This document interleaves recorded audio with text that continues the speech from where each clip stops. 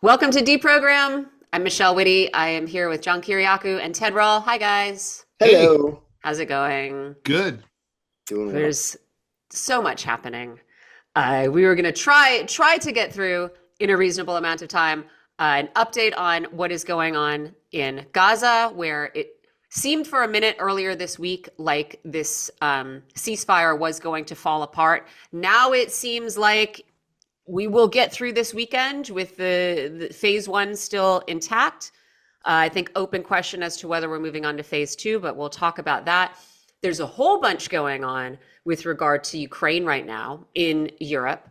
And I guess I am hearing the words or the phrase strategic ambiguity thrown around very charitably, I will say. But we'll talk about what's the difference really between everybody saying different things and strategic ambiguity? And then we, of course, want to talk about this effort by the DOJ to get the case against New York City Mayor Eric Adams thrown out, and why, which is... That's what's outrageous. It is outrageous. It is. I guess we'll get there when we get there. And then there's some other tidbits about Trump's confirmation sort of moving on apace. We had Tulsi Gabbard confirmed as Director of National Intelligence. We had RFK confirmed, Robert F. Kennedy Jr. as Director of Health and Human Services. I happened to see there was like an invitation to staff to come to some ceremony, like marking his welcome into the agency. And there was a line in it about selfies. Selfies were welcomed. Oh my God. It's a very celebrity politics era, I guess. I was going to say also, it is funny to me that Matt Gaetz was nominated for Attorney General. He's the only one to have his nomination, to get the boot.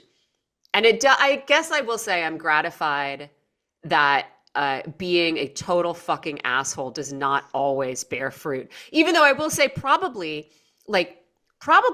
Pete Hegseth is a more frightening guy and a worse person probably than Matt Gaetz, right? If I had to decide which one of them is more likely to get violent, or do something really bad, I would say my money would be on Hegseth. But Matt Gaetz must just be so odious. To know him is to hate him, apparently. Yeah, I guess so. And nobody ever stands up for him. Nobody ever says, hey, I work with him. He's great. That's true. Yeah, I haven't heard anything like that. So someone like Hegseth will get through. Arguably worse stains on his character, but Matt Gaetz just a fucking toad, man. Nobody wanted to work with them. Well, and also let's face it, the AG job has a lot of decision making that affects the American people in a way that the DOD chief doesn't. He's at the table. It's an important job, but it's mostly administrative, right? Mm-hmm. And it's like he's not going to be changing anybody, changing the laws under which we live. I mean, he's a vote at the table about matters of war and peace and stuff. But I don't know. I think it's more, the AG appointment is one that you have to think about a little more. Mm. I am going to say also, and I don't expect to do this very often, but I'm going to offer a tiny, tiny defense of Pete Hegseth later on in terms of how some of his remarks are being characterized. The only thing I want to say is that he did look really good. He subscribes to the skinny tie, skinny lapel period that RFK Jr. does. And I fully approve of that. When we looked like that, like in the Mad Men era, we ruled the world. So, he's looking good. He just needs to lose that stupid American flag kerchief that he's got. It's so bad. I'm gonna have to. He must have bought a case of them. Ugh. I'm gonna have to look up his look now. But do you want to start with Gaza and why things looked so dicey over the course of the week, and how they have sort of the ship has been righted, at least temporarily? Sure. We should start by saying that violence probably is going to flare again, and it's likely that it'll flare in the next 24 hours. When Donald Trump says, I'm going to bomb the hell out of them, which he said both about Gaza and Iran in the past week, all hell is going to break loose. All hell is going to break loose. We should take him at his word. But Ted said this a week ago, and it bears repeating, that the Israelis do this kind of thing quite commonly, where they'll negotiate a deal that calls for phases, right? Phase 1, release the Israeli hostages. Phase 2, then we let your people go, but we can't call them hostages. They're prisoners. Phase 3, we'll give you some tents and some food, but you never get past phase 1 because the Israelis renege. And so that's what we've seen here.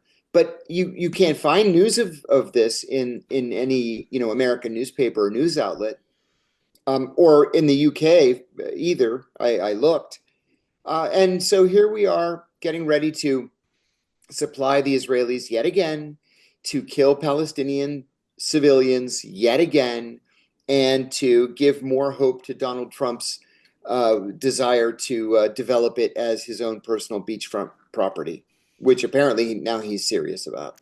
I want to point out, maybe I've just missed this, but when there is reporting about the deal being in peril, I don't tend to see a lot of context offered that Benjamin Netanyahu basically went back to the right-wing elements of his government and said, don't worry about this deal because we're never going to get to phase 2. That's right. I mean, that was pretty openly stated. It was pretty openly stated, I think, the Israeli press covered it, pretty openly stated by right-wing members of the Israeli government.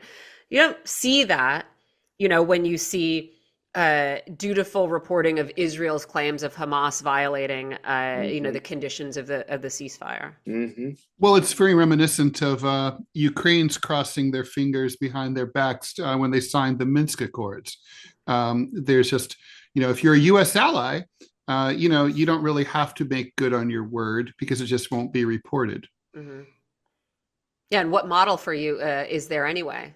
Not like the U.S. does a lot of making good on its word either. Yeah, that's true. It's true. Yeah. But it does look like, it does look as though we are going to get the captive release that was promised this weekend. Hamas has named 3 people who it's going to release. It had threatened to not to go ahead with that exchange earlier. Are they going to be alive? Because, they count dead people as released hostages. Yes. I don't know if these guys are alive or not. I always feel like, hey, if I'm taken hostage, just, between the 3 of us, don't negotiate for me if you know I'm dead. Don't bother. Yeah. It doesn't matter. Skip it. Yeah. Get someone else out. Because it matters in some contexts, I guess. No, I feel like if these were going to be the release of remains, I feel like that would have been noted, but I could be wrong. But so I get, this means that the ceasefire holds. Israel seems to have relented and is allowing in the aid that it said it would allow in, that it stopped allowing in, which is what, triggered this mini crisis. But I don't know that gives me any confidence that, the next phase will actually be implemented. I think the chances are, let's just say, less than 50%, right? I don't think it's not looking good. The problem is that phases 2 and 3 are vague to the point of non-existence. They'll blow off the page. There's no there, right? Who's going to administer the strip? Who is, what comes next? Where do people live? Where, when, and how does reconstruction, if it happens, happen? Mm-hmm. Give Trump credit for this. At least he's thinking about these questions. And the Israelis obviously have thought about it good and hard, but they're not sharing what their thoughts are at all. And it's not in the ceasefire accord. Mm-hmm. And Hamas isn't stupid. They know that too. Mm-hmm. Yeah. And I haven't heard much about proposals from, the King of Jordan was in Washington this week meeting with Trump to saying, no, we are not going to accept the, half of the population of Gaza to come to Jordan permanently. I have heard reporting about a proposal by Egypt to train Palestinians to do reconstruction in Gaza so that they can do it there. I mean, I don't know how feasible any of this is, but Ridiculous. Supposedly That's you ridiculous. have some Arab neighbors who are trying to put together some kind of counter proposal. Didn't Jordan agree to take 2,000 wounded children too? Or was that Egypt? One of them did. Yeah, one of them did, I think. Yeah. So, I mean, I guess, the ceasefire holds, which is the good news. And that's the only good news really so far, I think, for Palestinians. I don't know.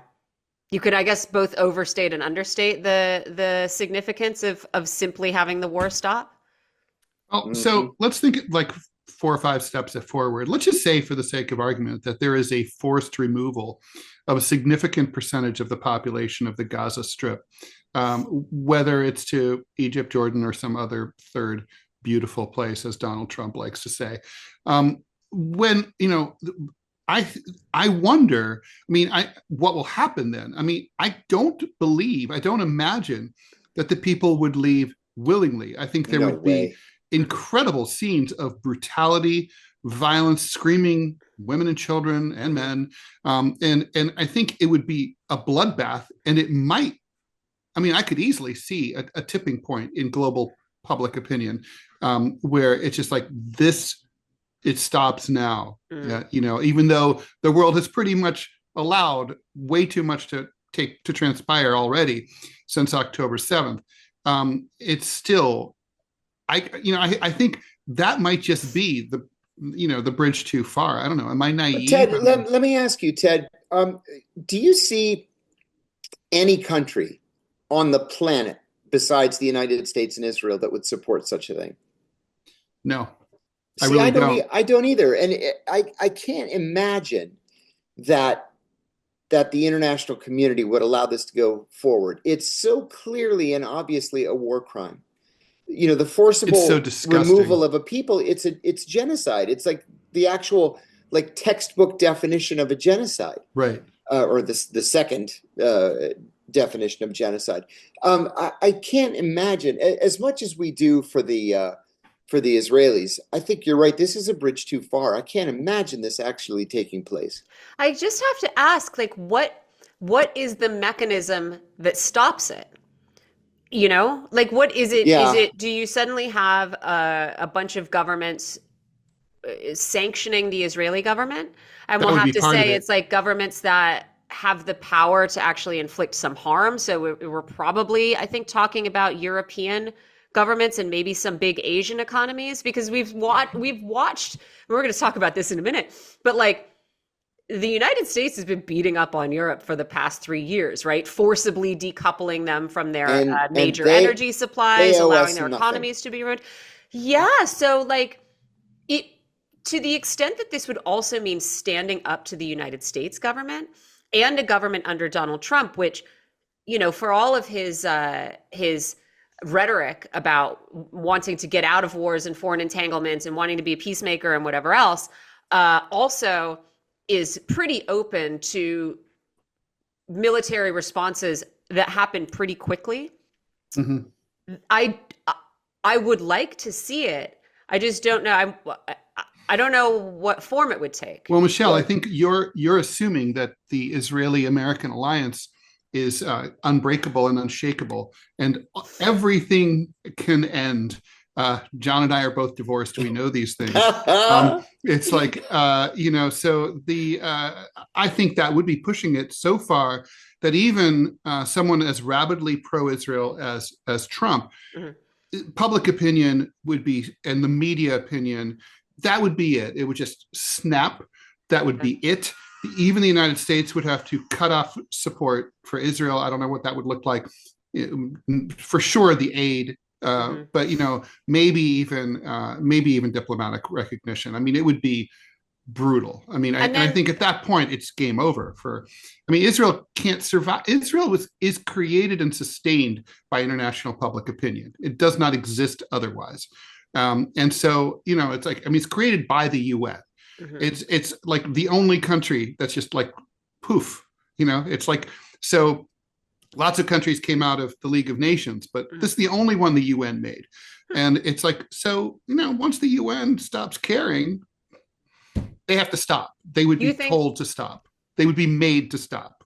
That's what I wonder. I just wonder what form it'll take. I mean, I agree. Yeah. I would like it would to be a see phone call. Anything. And you think it would be a phone call from Donald Trump, like, it fucking stops now. I hope so. Because I mean, it's been so violent for so long. Yeah. It would almost be, I mean, it would be mortifying. I just don't think it's possible. Although, I mean, don't get me wrong. I think everything that's happened heretofore has been mortifying also. And we're seeing horrible scenes in the West Bank now too. But this would just be because the world is watching. Like what comes next? We've seen what happened. And like, I think everybody's kind of like wondering, like, okay, so you Israelis, you planned this. You planned this down to the point that you were looking at the buildings that somehow survived the saturation bombing and you're detonating them. So you've got something in mind, right? I mean, even in Hiroshima, there's some buildings still standing from that. They kept those. They were like, well, we need all the ones we can get. We're not going to tear those down. So like, you've got something in mind, but everyone's kind of like, but what is it? I guess, the idea that it could be stopped without violence on the other side is in itself really horrifying, right? It's horrifying, if this is the case, right? And I hope that it can be stopped this way. But if it is the case that it doesn't take force against force, right? From the United States, the UN, whoever, that all it takes is a phone call. It takes one phone call from one man. It's more damning, you know what I mean? Like it could have been stopped so long ago with exactly this. I mean, which of course we all know, right? None of this is news to any of us. It's just like contemplating that is so awful. Although Democrats spent the last 4 years claiming that Biden had no choice, the funds were allocated by Congress. He had to keep supporting Israel no matter what. I mean, sophistry, right? Yeah. Turns out Congress allocating funds. I mean, we're not even getting into the other sort of ongoing story in the United States right now, which is like DOGE's. By the way, we should just parenthetically, I'd love to hear you guys what you think about this. If you missed it, I watched the whole Trump presser yesterday, so you didn't have to. Thank you. And I'm now closer to death as a result. But let me say, two huge things came out of it. First of all, Trump called for a 50% cut in the defense budget, followed up today by an official statement saying that Trump wants the DOGE is looking for an 8% cut. That's still massive. And there's all the resistance that you would expect. And also he called for a summit between President Xi of China, President Putin of Russia, and himself to talk about widespread military cuts and denuclearization, saying that all three countries are spending way too much money on their militaries. They should stop in this Cold War and trying to outspend each other and just like ramp it down so they can, spend the money on presumably domestic priorities. That's big news. Oh yeah. Yeah. I saw Donald Trump's statement about how like we don't need more nuclear weapons. Who needs more nuclear weapons? Which is great, He's right. Yeah, absolutely. Love to see it. Yeah, I love the idea of, in a different context, in a conversation about Ukraine. I like Trump saying like, "Oh yeah, Vladimir Putin is going to come to Washington." I hope that happens while I'm here. At least Putin will wear a suit. Yeah. Yeah. Yeah. No, I mean, I am surprised. I mean, I guess there's so much going on right now. News does get buried. And I do think the press sort of likes to bury anything good that Donald Trump might say. And anything anti-militaristic. Yeah. Yeah. Mm-hmm. I mean, all this DOGE business, like if you're not starting at the Pentagon to look for savings, right? Fuck off. Yeah. You're not serious. This is not a serious endeavor. This is something else, right? So I don't have any affection for or faith in this DOGE spending cutting and all this supposed fraud that Elon Musk has found that's just like spending he doesn't in like 3 weeks, misunderstandings of things. It's stupid and I think primarily bad. But if we get a little bit of defense spending out of it, or a defense cut out of it, I would take that 8% cut. I mean, I guess I'll take. We don't have any choice, right? So sure, I'll take that. But they're also talking about like an 80% cut in Medicaid which, only the boldest Republicans would even mention as recently as a couple of years ago. Now they're talking about just doing away with Medicaid. If they're serious about this defense cut, they may actually pull a couple of Democratic votes when it all finally comes up for a final yay or nay on Capitol Hill. And I wonder if they're doing it just as a sop to the left. I also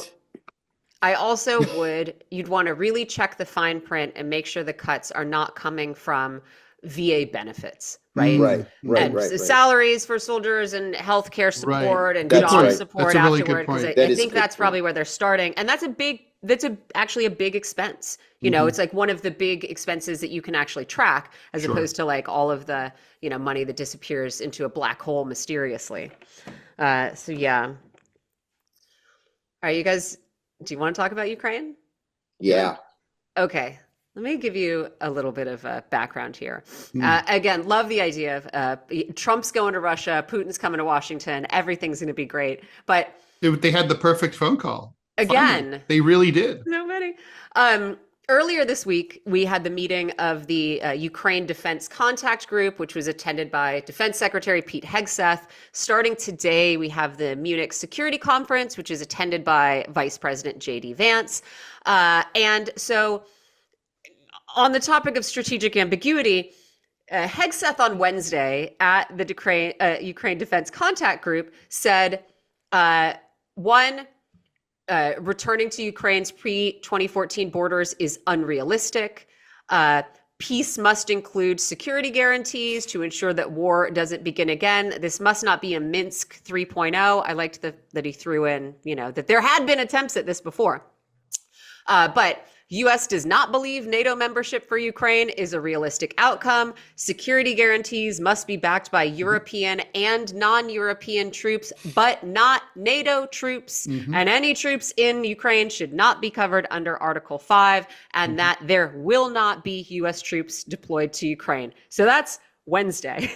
Then the vice president speaks to the Wall Street Journal on Thursday and says, if we don't think Russia is negotiating in good faith, we can sanction them and maybe you'll see U.S. troops, maybe you'll see U.S. troops in Ukraine. Everything is on the table. Hegseth then later on Thursday says essentially, actually, I'm not going to say what Donald Trump will or won't do or what concessions may or may not be in the offing when negotiations are underway. And how dare you suggest that I said anything like that yesterday? And then today, J.D. Vance has said, the Wall Street Journal twisted my words. So I'm going to say, here's my little defense of Pete Hegseth, that most of the headlines I've seen about this that are not very charitably, in my opinion, calling it strategic ambiguity, have described it as Hegseth stumbling out of the gate, which I think is a little unfair. To me, this just sounds like the administration not having its story straight, but also based on what we've heard today, I think that probably what Hegseth articulated is much more likely to be the actual outcome here. And I don't know what you guys think, but also we had earlier today in Europe, Volodymyr Zelensky saying it's his understanding, despite what everyone in every administration has been saying, that the United States never wanted Ukraine to be in NATO, that in his first phone call with Joe Biden, he asked, will Ukraine be in NATO? And Joe Biden said no. And that, sure, a lot of congressmen make nice noises on our behalf, but, it is not White House policy that Ukraine be in NATO. It is the opposite. And then he said, that doesn't mean that things can't change and we will continue to ask for it. But, I went and looked back just to see what the Biden administration's position had been. I knew this, but I wanted to, refresh myself. And, as the door was closing behind him at the State Department, Antony Blinken was saying, for sure, Ukraine's going to join NATO. Absolutely. We're committed to it. And I think, I think we have all thought for a long time that these promises of, an inevitable NATO membership for Ukraine have been bullshit. But it is nice to hear somebody say very clearly, at least you can negotiate on clear terms now, right? And so The Europeans are very upset right now at what Hegseth has said. I don't really care very much. But it's been an interesting couple of days, I think, for people who are watching this war. I have two thoughts about that. First of all, I 100% think that Trump told Hegseth what to say, and that there's no daylight whatsoever between the president's position and the Secretary of Defense's position whatsoever, and there is no stumbling of any sort. My other question is, why does anyone care what the Europeans have to say about any of this? They don't have a seat at the table. It doesn't matter. They're just, I guess they can go on social media and whine about it. But, once Trump pulls the plug, that's it. Yeah. Yeah. I mean, the sort of rationale that I see is that, European states genuinely fear Russian aggression. Which is the word genuine, or, because if they really believe that, then they're really stupid.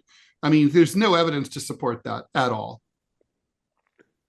Yeah, I don't know. I think that there are some people whose whole careers are based on the fear of a Russian invasion at any moment. Maybe there's some, genuine concern in like the Baltic states.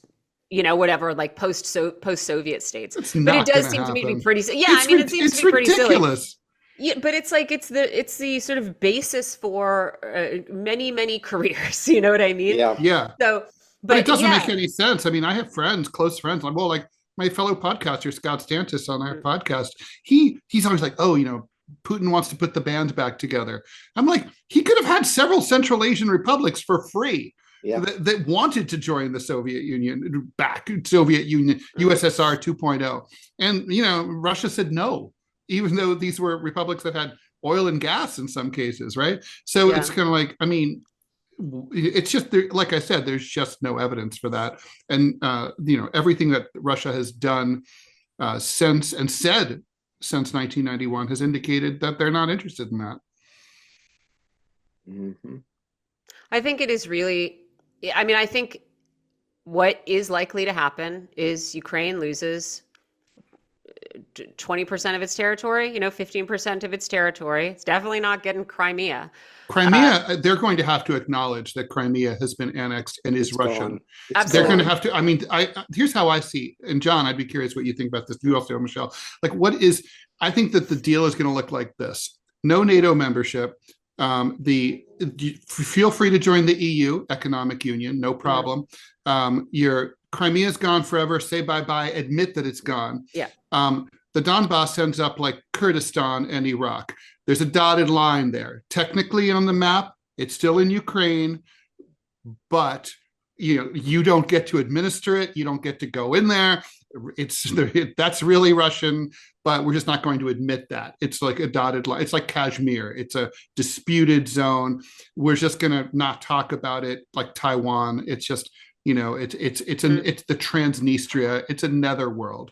And, there's certain advantages for, countries like to have these kind of sort of legally ambiguous places at borders. It allows for smuggling and underground economy, all sorts of stuff. And I think that's going to be the end of it. Both countries are going to agree to give each other security guarantees, agree not to be adversaries or enemies. And that'll be it. I don't know. What do you think? I think you've hit it on the head. This is exactly what most of us were saying 3 years ago, that if there's going to be peace, the Ukrainians are going to have to give up the Donbass. They're going to have to say goodbye to Crimea. That's it. They're not going to be allowed to join NATO. And they probably will end up in the European Union. That's going to be the deal. We said it 3 years ago that would be the deal. And do you agree that the Donbass will be treated in a different way than Crimea? I do. Yes, I do. I'm going to say, I'm not sure. Maybe that'll happen, right? I wouldn't bet the house on this, but I'm not sure that Russia, maybe as you say, Ted, Russia will decide that it's in its interest to have a sort of ambiguous border area. But Russia, let's not forget, went through this whole show about formally absorbing those areas, right? Yeah. So at least on paper, as far as Russia is concerned, they're already Russia. And Yes. and making this ambiguity would be a change. I mean, sure, it could happen, but I do think I think a lot depends on just how much a toll this has taken on Russia. Because clearly Ukraine can't do anything. If this funding dries up, they're stuck. They're not going to be able to fight back for more than days longer, or like weeks longer. Few months. Motivation will be absolutely crushed, right? If there's no more money coming back in, like why would you keep fighting? It is just a suicide It'll be like mission. the old Afghan government. Yeah. So I think there's a lot that rests on just how quickly Russia also wants to stop the bloodletting, because it's also been costly for Russia, but it could keep go. It's been going without a ton of assistance. It could keep going. Russia has to give up something, and this would be the one. The status of the Donbass, I think, would be their way. And I mean, look, they wouldn't have to. I know it's in their constitution that this is now part of Russia. It's been annexed and everything. But we all know that the timing's different, right? That annexation took place after the 2022 invasion, special military occupation, operation, whatever you want to call it. And so that's a different thing. And I think the world pretty much knew that, even though they might have complained about Crimea, they knew that in a fair and free election, the people of Crimea would have voted and did vote in a fair and free election according to OSCE observers, to join Russia. So, and we all know that that free and fair. They did. Yeah, there was no question it was free and fair. So, I mean, and we all know, if anybody who looks into the history of how it ended up in the Ukraine SSR in the first place, it was just symbolic. I mean. Yeah. Never should have been. It wasn't meant to be in a post-independence kind of Ukraine. So they're different statuses. Russia can still draw their map differently, right? They can still say, as far as we're concerned, that border is the new border. The Gulf interesting of America. Thing, it's the Gulf of America. The Gulf of America. I mean, what happens to the issue is really what happens to the large cities like Kherson that are not in that are in the Donbass but are not in. Under Russian control. Do they get those? I mean, right. Or do you end up with a frozen line of control, like they call it in Pakistani and Indian Kashmir? Mm-hmm. Yeah. And I mean, again, it's worth pointing out, I would expect that living in a sort of legal gray area territory is the worst possible outcome for the people who live there, which all of this has been. You know what I mean? It'll feel for them like they're in Russia. I would hope so, right? They already have Russian passports and everything. State administration is going to be better there than it would be elsewhere. It just, I feel like, sort of furthers the point that this entire exercise. They won't be stateless, is my point. Right. Yes. But this entire exercise has been at the expense of Ukrainians primarily and Russians secondarily, and their individual and singular lives. You know what I mean? For 3 years, because the United States, I guess, decided that they wanted to try to bleed Russia again like they did in Afghanistan. And It's just disgusting. And it's disgusting. Brzezinski lives, Yeah. And the outcome will be, the outcome, I think, will not, it's not going to benefit the people. You know what I mean? They're going to be the ones who lose out either way. And it's really, really sad. And I'm so curious what will be written about the Biden administration once this sort of weird hysteria wears off. And I don't know how long that'll take, 5 years, 10 years, maybe what will never, be written. Michelle. I mean, Americans still think that they could have won the Vietnam War if they'd been given more tools and we'd had more oomph back home. If only the generals were allowed to do what they wanted to do. Mm-hmm.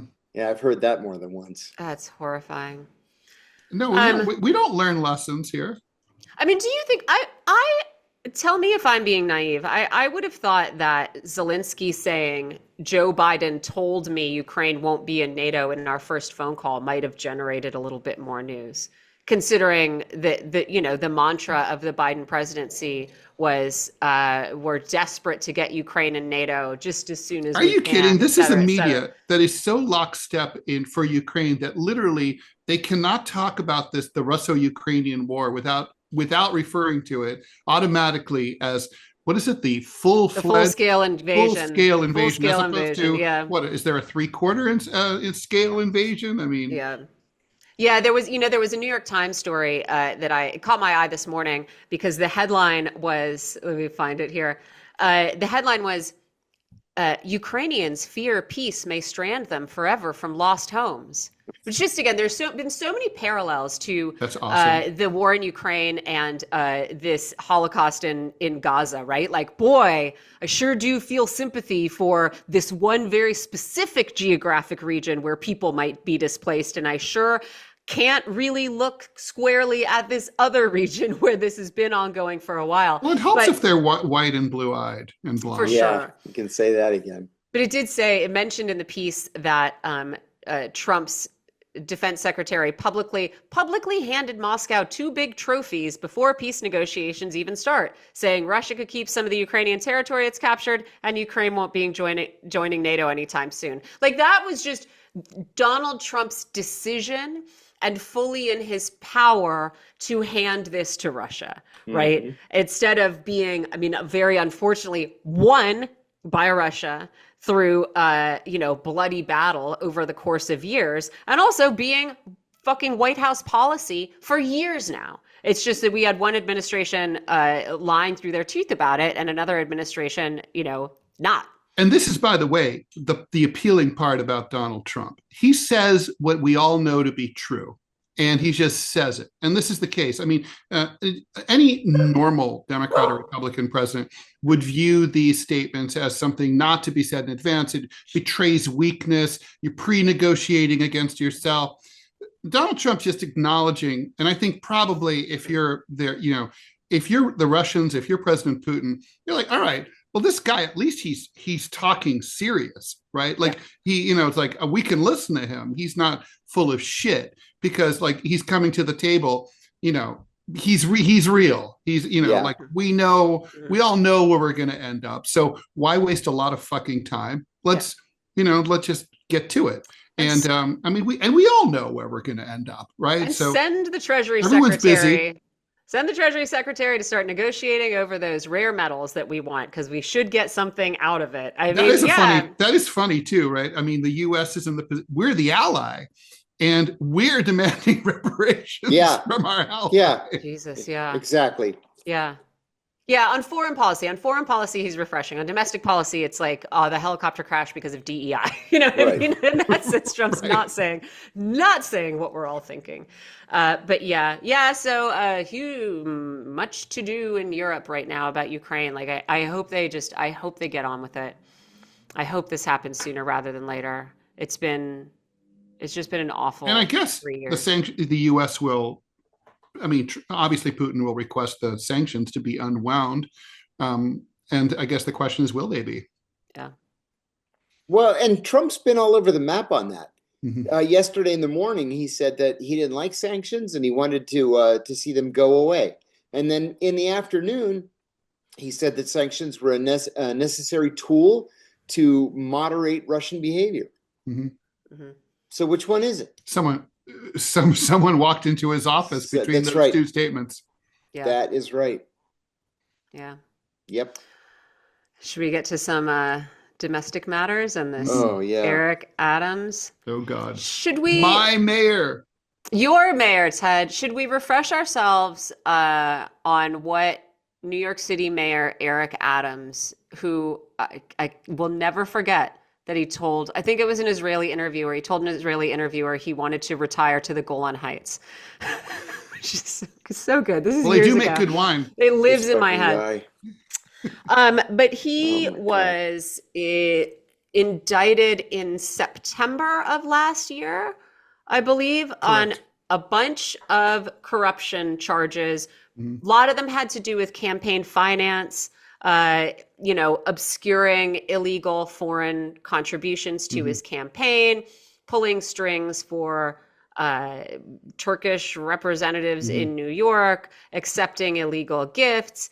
And then, honestly, in some ways, most offensively to me,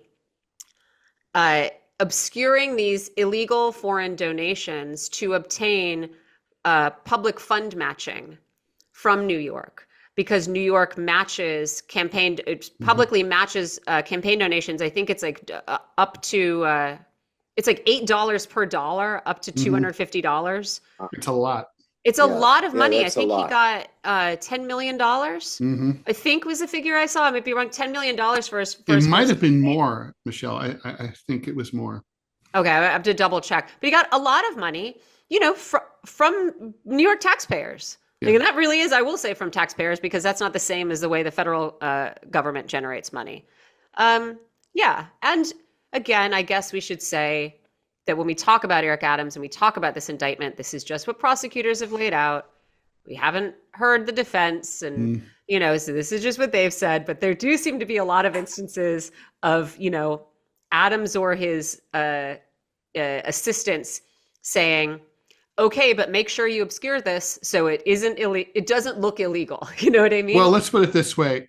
Adams has never issued a full-throated denial of these charges. Adams has never. Adams apparently isn't very eager to go to trial to prove his innocence.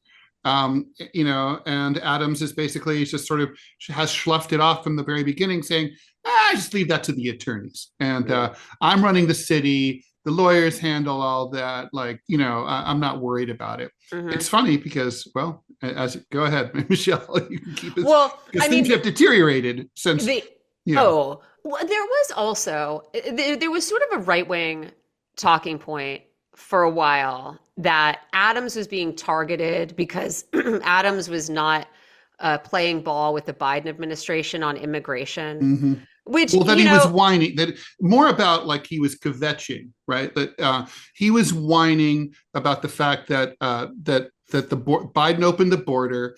New York City gets flooded right after the pandemic with all this migrant flow, and asks for money from the feds, but he can't get his phone calls returned from the White House, and the city's broke.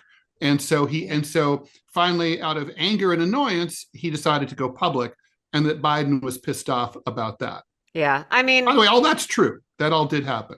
Yeah, but maybe that's what prompted some of these investigations. I don't think so. It seems to have been city entities investigating Eric Adams, not the Biden DOJ suggesting it. But regardless, also, as we said, everyone who works with him apparently has ever met him, has ever dated someone who met him, who's related to someone. They've all been indicted. They're all apparently guilty. I mean, it reeks to high heaven. And yet, only Eric Adams is coming under the DOJ is only attempting to pull Eric Adams under its little protective shield. And there was this dude, that's what led to this drama. It's a reverse weaponization. Yeah. It is incredible. It's the defangification of the DOJ. Who was the woman who, it was the lead prosecutor who has resigned in high profile fashion because the Trump DOJ wanted her to drop the case. Ms. Sassoon, I forget her first name. Suzanne, I think. Okay, and she, by the way, she's a conservative. She was she speaks in front of the Federalist Society. She clerked before was it Scalia? For Scalia, she clerked for Scalia. So she's a right winger. Yes, I want to pull up her resignation letter. But so it's Danielle Sassoon. I tried to see if she was related to the very wealthy Sassoon family, and that may be true, but maybe not. I don't know. Yep. Yeah, she was I guess she's the U.S. attorney for the Southern District of New York. Acting. Yeah. Acting. She'd only been on the job for 3 weeks. But apparently well respected. Yeah. Wrote her resignation letter on February 12th, saying she received a memorandum from the Deputy Attorney General directing her to dismiss the indictment against Adams without prejudice subject to certain conditions.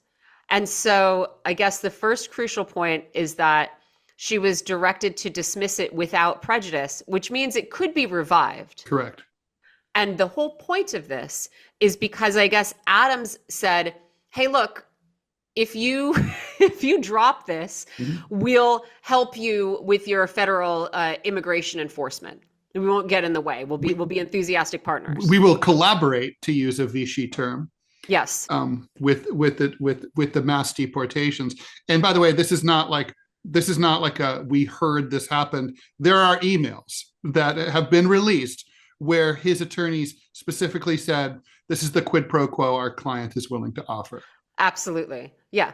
There was some drama about a meeting in which this was discussed, and then the DOJ representative being very angry that notes were taken in the meeting and wanting the notes back or whatever. Oh, for heaven's sake! Yeah, what a bunch of clowns! They're embarrassing. And you know what is interesting? She references in her, she's saying, I'm not going to drop this case against the guy. Half a dozen top people are gone now in the Southern District. They're mad about it. Including this guy who just quit and issued a scathing broadside that apparently he'd been preparing for a while because he saw it coming, where he said, I'm sure you can find someone who's foolish, enough of a fool, or enough of a coward to do this, but it was never going to be me. Yeah. Because they're basically proposing, we are not, the case that she and all of them are making is we have evidence against Eric Adams. He's been charged with entirely appropriate crimes. And you're suggesting that we not attempt to prosecute him for these crimes in order to get him to do something that he's already supposed to do. You know what I mean? And by the way, this is not to follow federal law. It's not it's not like a unrelated matter, right? I mean, it's not like, he was, allegedly sexually assaulted a woman in a department store changing room. This is these are charges directly related to the corruption of the office that he currently holds. Yes. It's like, Vice President Spiro Agnew had to resign over accepting bribes from the milk lobby when he was governor of Maryland. No one ever accused him of anything that he did wrong as Veep. Nevertheless, he was gone. But Adams holds the office that he is credibly accused of having sold in order to turn a blind eye and on behalf of the Turkish consulate, because it literally endangering New Yorkers' lives. Never mind the fire code. We don't care. We'll prove it. I know it doesn't pass muster. If this thing burns, it's not like anyone's ever died in a big fire in New York City before. And how is it not corrupt on the part of the Justice Department to say that they're going to dismiss the charges without prejudice because they don't want to interfere in his reelection bid? It's like, what? Right. Yeah. And this is not that 30-day rule or 60-day rule that we're talking about in national elections. I mean, first of all, Adams is not going to be reelected. No. And that election is in November of next year. Of this year. November 2025. Of 25. Yeah. Right. So so as we speak, Mayor Adams' mayoralty is in real trouble. Under the New York Constitution, it's very strange. The mayor of the city of New York can only be removed from office, not by even a unanimous vote of city council does nothing. There's there's not like a 25th Amendment kind of scenario where you get enough city officials together, you can get rid of them. The only one person, the governor of the state of New York, can remove the mayor of the city of New York. And so the pressure's on Kathy Hochul. He's all sorts of politicians, all the top state House Democrats, a bunch of national Democrats are all calling for the mayor to resign over this. I would be surprised if he weathers this. I'd say. But how much do you want to bet he changes parties before resigning? Oh, that's a good point. Yeah. And he can run again. I mean, with his 4% approval rating. I mean, he's about as popular as COVID-19. That reminds me of the joke about the deathbed conversion. So plug in whatever religion you want, deathbed conversion of someone from one religion to another, so they won't get one of us. It's so, I mean, it is so also overtly like there's the fact that the only reason that these charges against Adams that they're arguing they should be deferred is precisely because he holds a position of power. Mm-hmm. It's disgusting. Mm-hmm. Mm-hmm. There's also the argument because he's shielding under the and also they're asking him to disobey longstanding New York law. I mean, New York sanctuary law is not just something that a bunch of like woke crazy lefties passed and that Republican mayors chafed under. Rudy Giuliani ran ads back when he was mayor, proudly talking about New York as a sanctuary city and saying there was no way that the city of New York would ever, a city of immigrants, would ever cooperate with ICE or any other federal authority to deport or harass undocumented people, because they're all New Yorkers, even if they're undocumented. They need, and we can't, like, they can't be afraid to call 911 if they see something or if there's a fire. They can't be afraid to send their kids to school. So this is a law that is still very popular here and it's the law, and they're pressuring him to turn a blind eye to the law. Yeah.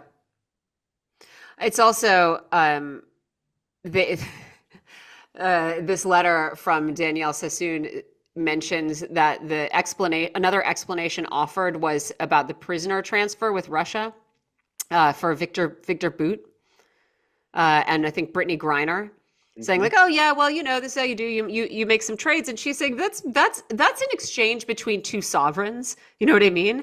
You were talking about, if you are going to invoke that as an example of sort of a parallel to what you are proposing here, then you are suggesting that all criminal prosecutions are just bargaining chips. And I enjoyed seeing that Sassoon referred in this letter to one of the memos that new Attorney General Pam Bondi issued in her first couple of days on the job, saying that prosecutions shouldn't be, they shouldn't be used, sort of pushed forward or withdrawn for political purposes, which this clearly would be. Well, it's already, yes, grammatically correct, but I get stuck on the would because, right. This has already been agreed to, right? By, this is the official policy of the DOJ. They're just having trouble getting a local to enforce it. But they can find someone to do it. So it's just, it's actually just startling and amazing. I think it will. I'm, I guess, a little bit surprised that they meaning the Trump DOJ, is going to so swiftly, publicly, and thoroughly demolish all of its arguments about weaponization of the Justice Department. Because all of this would be, this again, I'm moved by this letter, whatever, I'm influenced by this, saying, that Trump campaigned on, the idea that the DOJ was weaponized against him. It's weaponized against conservatives. It's weaponized against regular people. Pam Bondi, when she came in, did a bunch of stupid shit and also issued a memo that we talked about in the past, that said, laid out some good things if they are put into practice and they are, used universally and impartially, which probably won't happen. But, at least offered some rhetoric against the use of charge stacking, saying the DOJ will not tolerate abuses of the criminal justice process, coercive behavior, or other forms of misconduct. I think this very clearly, as she says, would be all three. And I think, most Americans aren't totally addicted to the news, but it would pretty immediately put the lie to any idea that this idea that they believe government shouldn't be weaponized for political purposes is just absolute garbage. I'm not saying I believed it, right? You can always sort of have some hope. Well, But it's not, I guarantee you that the friends I grew up with in Dayton, Ohio are not paying much attention to the story, yeah. but it's not going to matter. It's going to make a huge impact because, first of all, New Yorkers do pay close attention, and they've been pissed off at this mayor for years.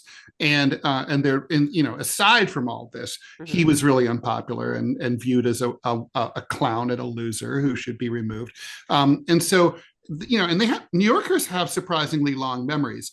I'm thinking of the episode when Kathleen Quinn ran as former Mayor Mike Bloomberg's chosen successor for mayor in the Democratic primary. She was primaried out in favor of an obscure Brooklynite named Bill de Blasio, who nobody saw coming.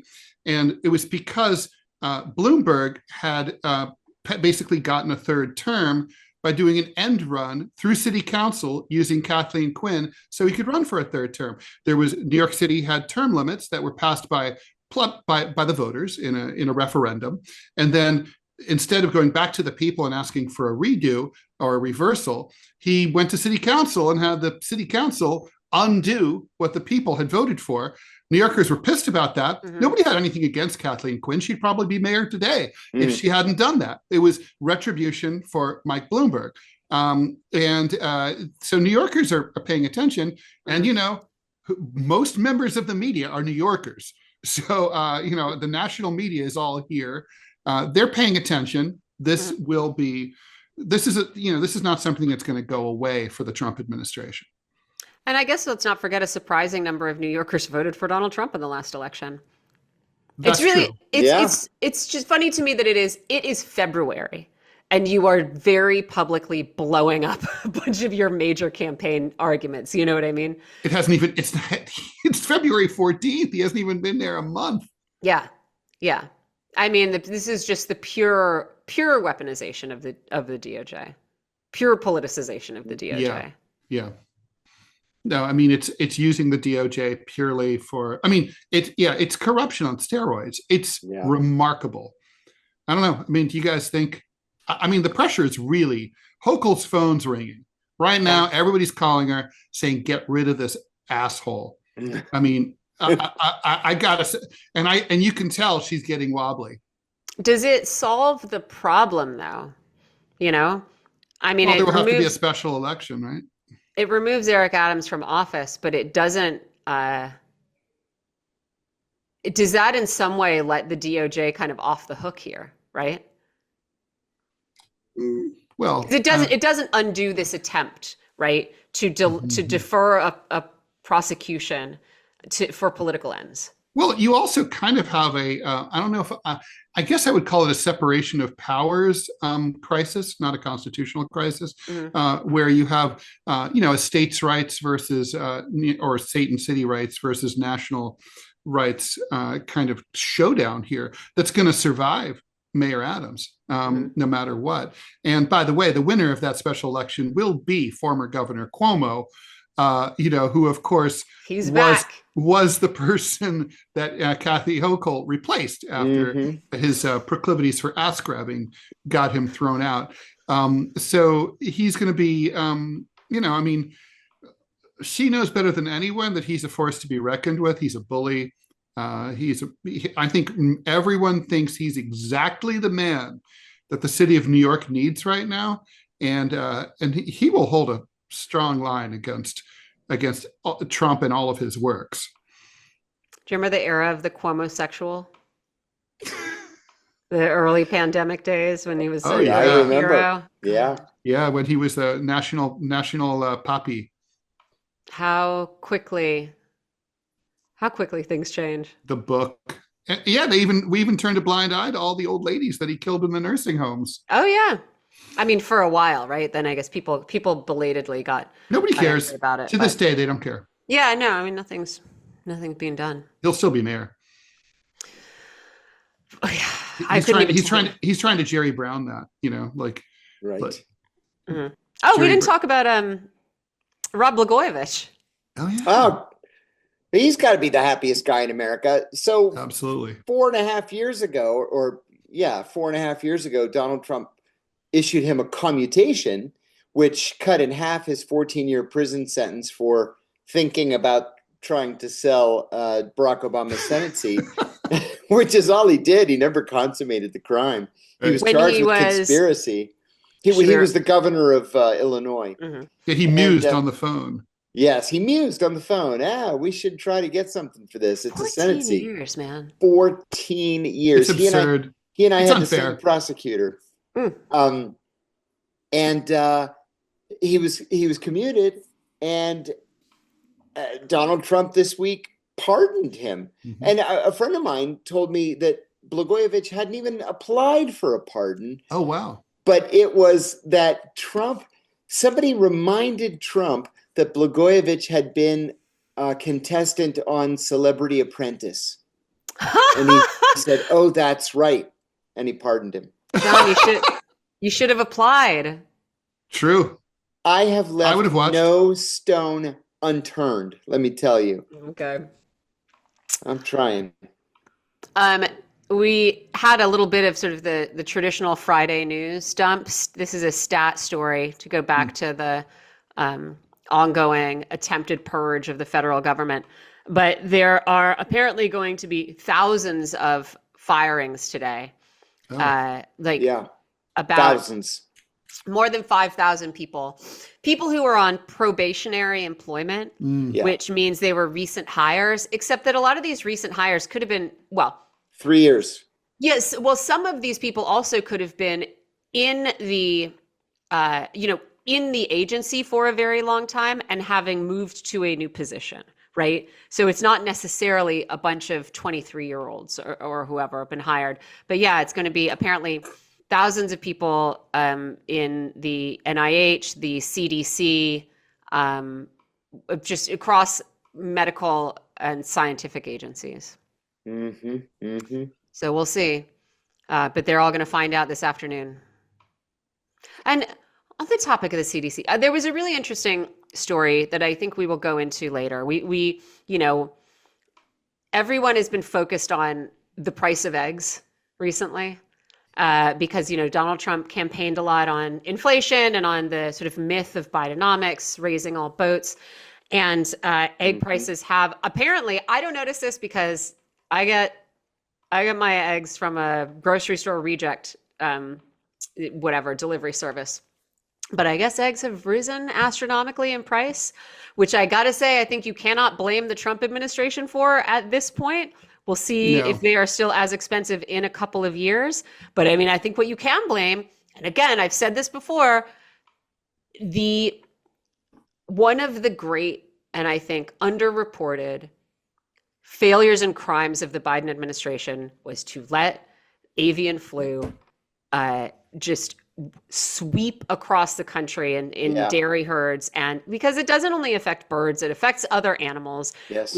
It is moving into through people.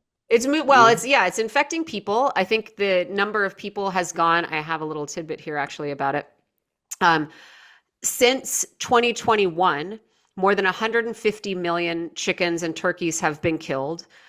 In June of 2024, there had been a total of 3 H5N1 infections in people in the United States. 7 months later, we are at 67.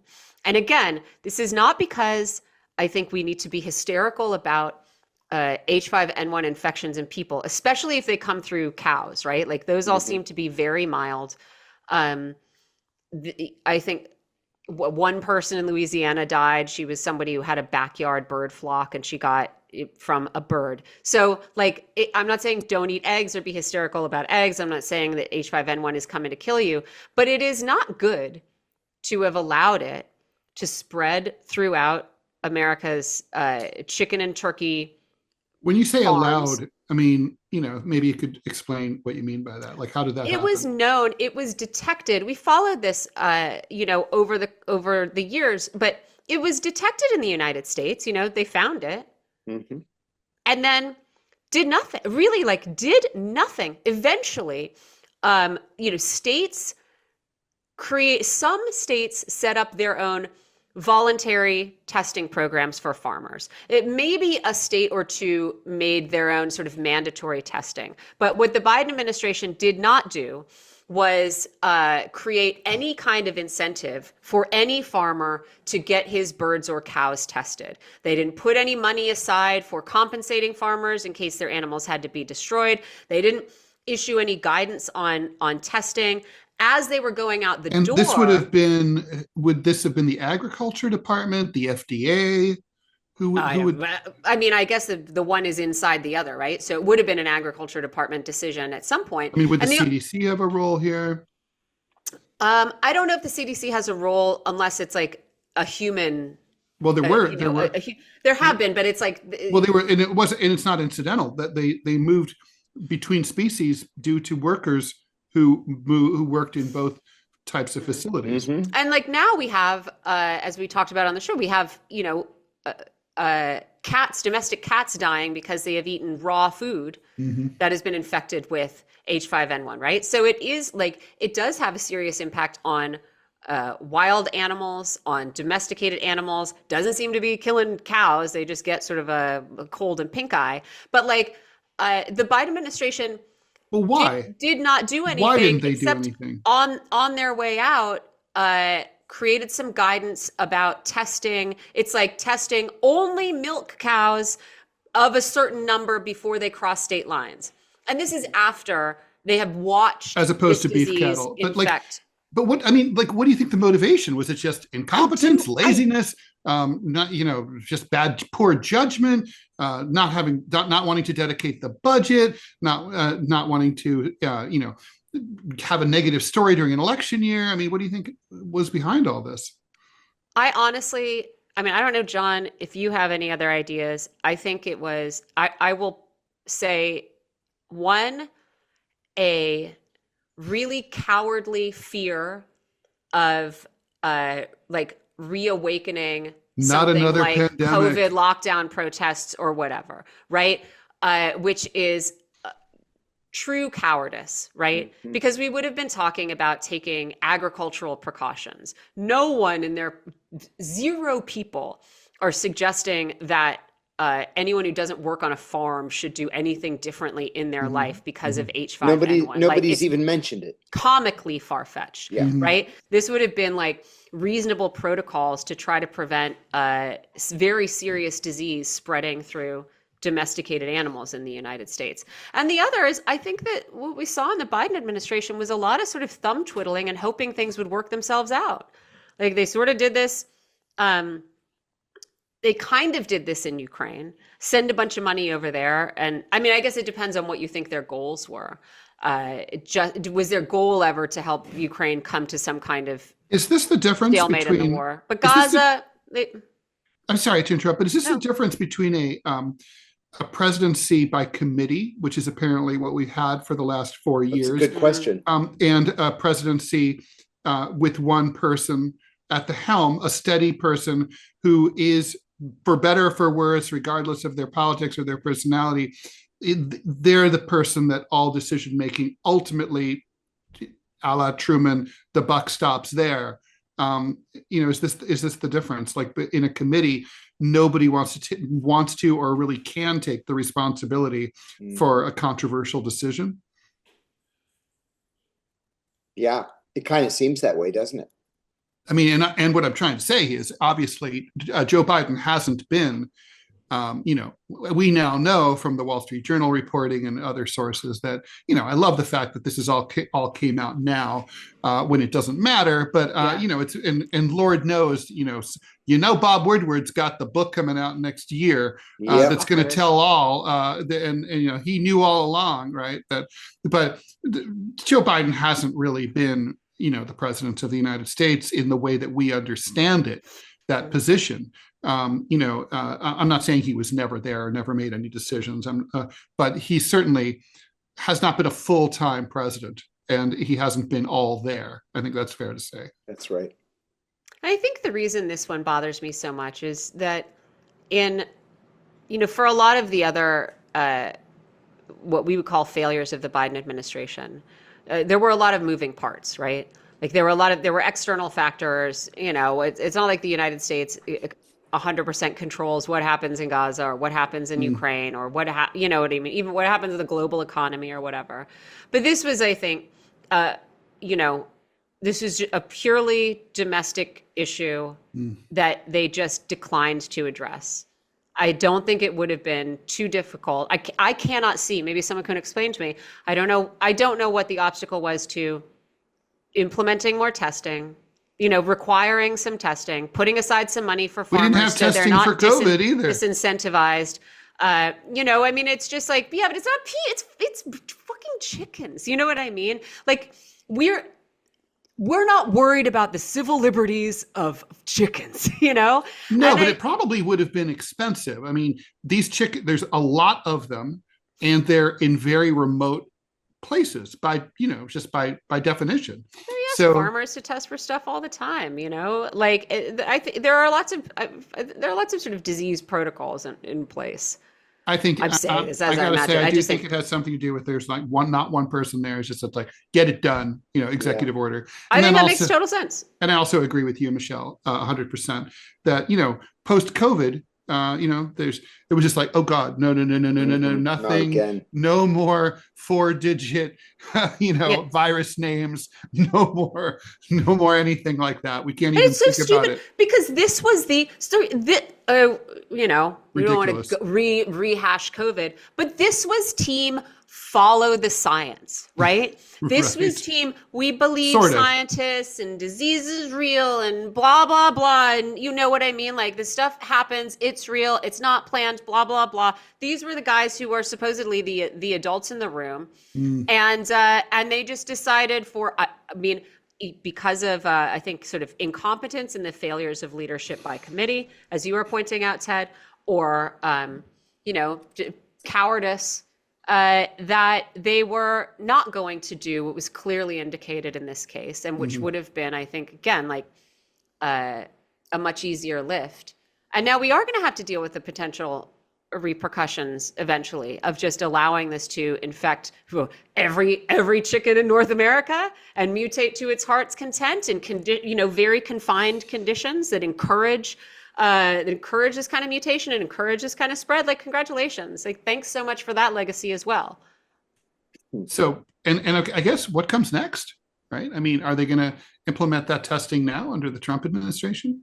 The Biden did something out the door again. There's very minimal, like crossing state lines testing it was like going to be rolled out in a couple of states initially, some of which had already implemented their own testing at the state level. I haven't seen anything about the Trump administration rolling that back or anything, because I think it would be plainly stupid. I mean, obviously these flocks and and herds and so on, they should all be isolated from one another, and anybody who works in two of them should be perhaps prohibited or subsidized not to. That would be best, or at least tested very regularly. I don't even think it should be allowed. It should be tested regularly. Just isolate them. If you get it from a cow, it's not a bad disease. It's you get some pink eye, like whatever, MBD. But then take a couple of months off your chicken, your poultry job. Yeah. I will say one of the things that I have seen, I'm trying to look it up right now, but this was not on purpose, just a sort of casualty of the Trump administration's, cutting of funding. We're cutting all these reports in case they say something about DEI, blah, blah, blah. I think one of the reports that was blocked was going to be an investigation into how many veterinarians had contracted H5N1. Ooh. So, but again, I'm not trying to conjure up another human pandemic, right? And I'm not trying to eat but eggs like or speaking whatever, of follow the science, right? I mean, like if sometimes facts are inconvenient, right? I mean, you could, and there's no reason scientifically why you couldn't have back-to-back pandemics every year. You could. Yeah. I mean, it's like of different sorts. It's possible. And like, you'd want to be led by public health officials and a political class who would be able to say, okay, well, man, sucks to be us, but this is the deal. We've got to respond to it. I mean, it undercuts the Biden administration's arguments that anything they did wasn't political. You know what I mean? Ooh, speaking of DNA, did you see the link I sent that supposedly the identity of Jack the Ripper has been revealed? No. I like it's it. It's the Polish dude. Oh, it is it? Yeah, Kosminski. Yeah. I think was his name. But how do we know? We know that this is DNA, but it was recovered from a cloth, right? And what's the chain of evidence on the cloth? Well, yes, I have some very big questions on that, Ted. Mm-hmm. It's there have been a couple of different people who were rumored to potentially be Jack the Ripper. This guy named Russell Edwards came into possession of a shawl that had DNA on it. Mm-hmm. And they used that to determine that Jack the Ripper was a man named Aaron Kosminski. He was a butcher. He was, I think, in trouble with the police off and on and died in a mental institution. Mm-hmm. And so he's, been a prime suspect. But yeah, I have no idea why they feel certain that this was the DNA of the killer. I guess Edwards had learned that it had been at the site of one of Jack the Ripper's murders, and then they got DNA from Kosminski's oldest brother's great-great-granddaughter. Oh. Well, we know that it's Kosminski touched the shawl. Okay, right. But that's so. Yeah. Yeah. Yeah. We're not talking court of law situation here, I guess. Right. Yeah. I that's probably the best way of putting it. Like, okay, this guy's DNA was on a shawl at the site of one of the murders. If that's all correct. Okay, probably him. But if you tried to do this today, it shouldn't hold up in court. And somehow, right. I mean, look, I wasn't there. Only we'll have to ask Biden because he's old enough to have been there. But Victorian London, from what I've read, wasn't like the alleys and back streets of Victorian London were not the cleanest, litter-free place. I mean, here in New York City right now, you could find tons of maybe not shawls, but scarves and other, discarded apparel all over the streets that on any given day. And so what? It's found near a crime scene. So also, DNA persists on cloth for 150 years? It can. Wow. It depends on the conditions. Wow. Yeah. Should get some DNA testing on the Shroud of Turin. Yeah, seriously. I think we know that's fake. Though. Yeah. It's been debunked so many times. Oh. I've taken to leaving nasty comments on Facebook when people post something about the Shroud of Turin. Like, people, please.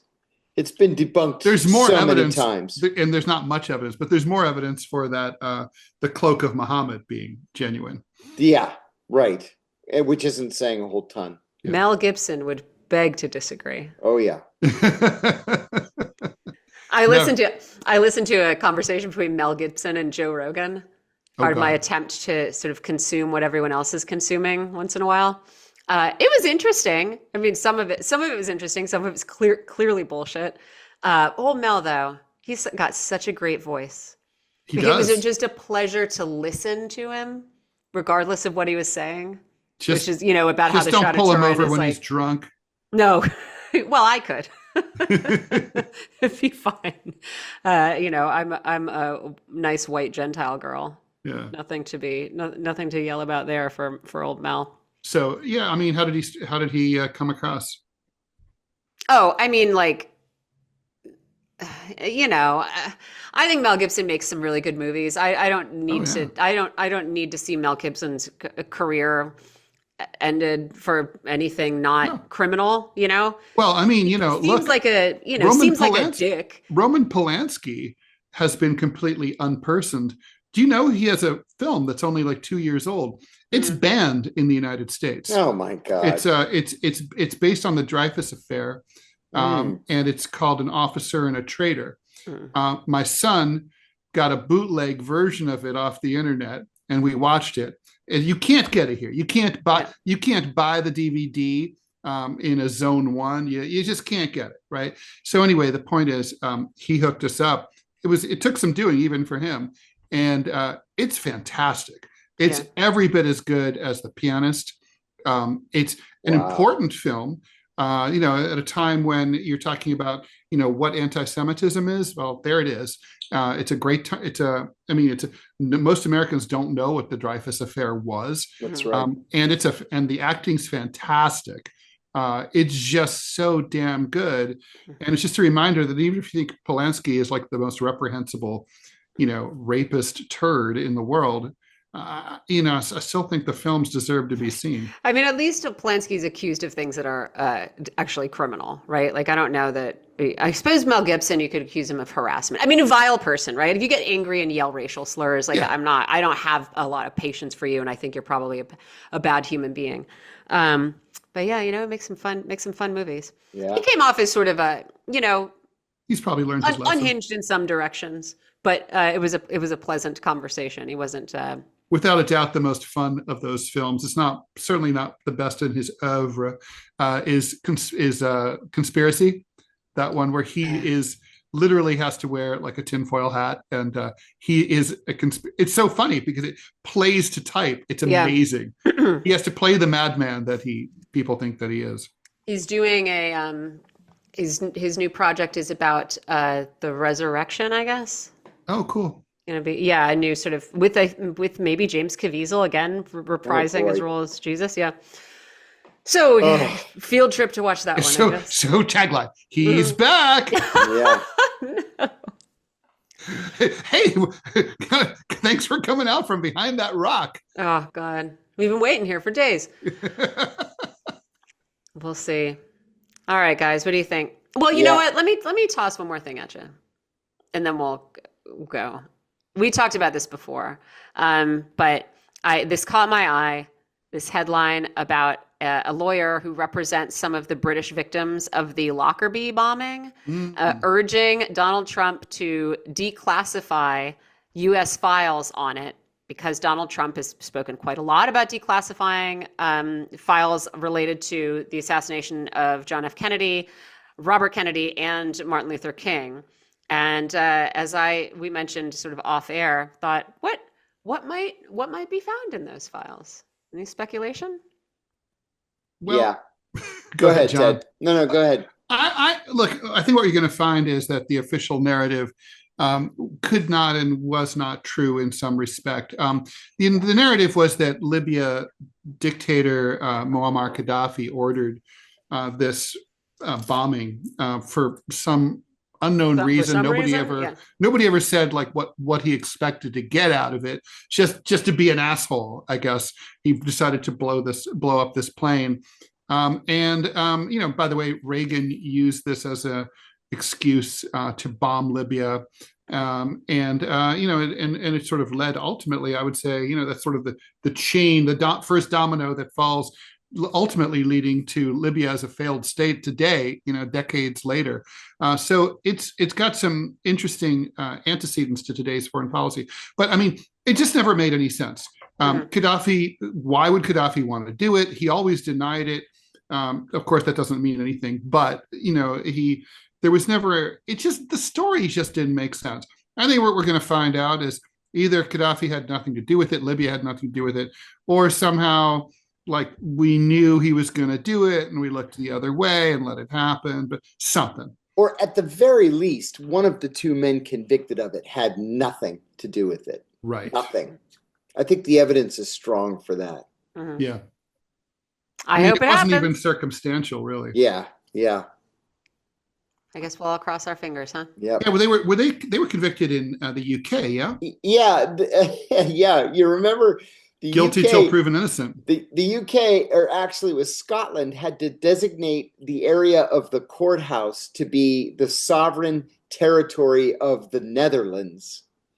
And then they made that an extension of The Hague.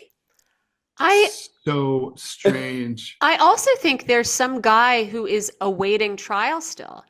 I think they picked up some dude. They picked up some guy. I forget exactly when, but he's going to face trial in the United States in May. Oh my God. He's accused of making the bomb. Oh, we'll have to cover that. I mean, maybe the narrative is exactly as we've been told. I mean, we don't know. Yeah, we don't know. I mean, look, is there any reason, 40 plus years later or 40 years later, not to release this information, right? That bombing was right. 86, I believe. Yeah. 80. I mean, there's no 86, reason. 89. I can't remember. Something now. like that. I mean, it's been long enough. Yeah, it has. Let's see it. Let's look in that file. There's no reason that's not a cover up not to release it. Yeah. Yeah, that's right. I think there should be like a time. 88, December 21st, 88. I think there needs to be time. There really should be automatic declassification Yes. after a much shorter period of time than we have today. Maybe 5 years. But Yeah.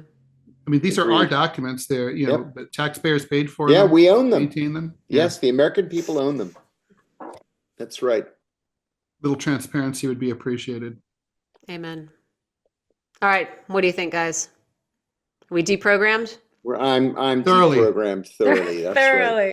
All right. Well, I guess that has been your deprogramming for the day, but we'll be back. There's more to do. Thanks, everybody. Bye. Bye.